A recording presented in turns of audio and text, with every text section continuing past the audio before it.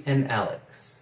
Here are a few words about my 8th job when I worked as a cook at a Bob Evans restaurant in Springfield, Missouri. It might have taken more time to say those names than the amount of time I spent on this job. That's hyperbole. Please watch till the end. It was a short-lived position, though. That much is true. I was 19 years old. I was staying with 5 of my friends in a house on the north side of Springfield, and I had traded in the Mustang for a different car. I think we were all concerned about the overall health and reliability of the sweet red Ford. I was now driving a two-tone blue 4-door 1988 Pontiac Grand Am. It was a pretty nice ride at the time. I had returned to school a few weeks early because I was on the Student Activities Board and we needed to organize the events for the return of students for that school year. This was not a paid position, however, and we only met briefly every few days, so I needed to find a job before the school cafeteria opened up again later that month. And maybe even I wanted to replace that gig with something more lucrative and exciting. Hint: this Bob Evans job was not that.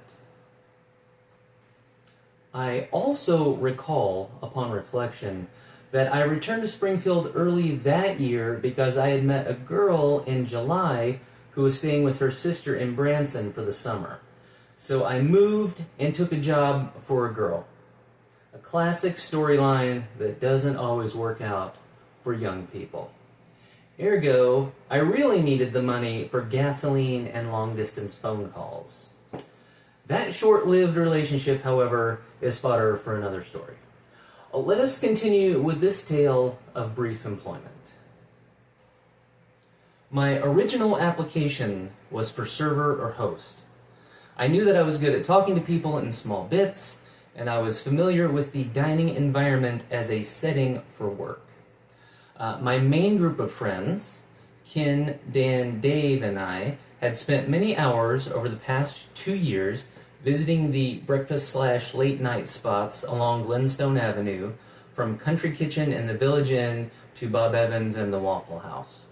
I was familiar with the hours and the menu, and we had good times there. We were big fans of waffles, giant cinnamon rolls, and biscuits with gravy. So I thought I could handle going there every day as a worker and not just a patron. It was close to the schools, close to where I was staying, and convenient for parent visits. What could go wrong? At my interview, however, the young, charismatic manager suggested I could be a cook because he needed cooks immediately. I reluctantly agreed because I didn't want to let that guy down. He was being so nice to me. He also looked successful and probably attended one of the local colleges, so I accepted his offer, received a bow tie and a paper hat, and reported to work the next day for training. I was crazy nervous the entire time. I was so afraid to undercook things after watching the training videos that I'm sure I overcooked everything. I can feel the anxiety even now as I think about it. I don't think I had ever cooked anything before that didn't use a toaster or a microwave. Especially not eggs and chicken breasts, let alone hamburgers, hash browns, and sausage links. The work area was hot and messy, and the cleaning was excessive and difficult. I was not happy with that position at all. I worked with a guy named Luther who seemed cool, but clearly I could not handle the technical or emotional responsibilities of a cooking line. I'm sure I didn't work there longer than 2 weeks. In conclusion, then, the psychological and emotional takeaways from this job are not surprising. I wasn't being my authentic self in accepting a position, and it did not work out. I took a job to please someone else instead of me, and it did not last. I wanted a quick and easy way to make money as soon as possible, and that was not my answer. However, I was willing to take a chance at something new and difficult, and discovered truths about myself during an episode that might appear to have been a failure. So all was not lost, and the time was not wasted. For the most part, Bob Evans restaurants do not exist in the same numbers today as they once did. The one in Springfield closed in 2019.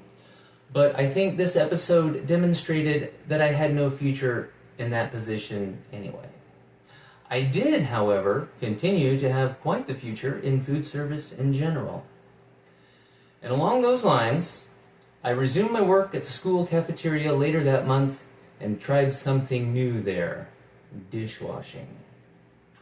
Alright, 8 jobs down, about 60 more to go.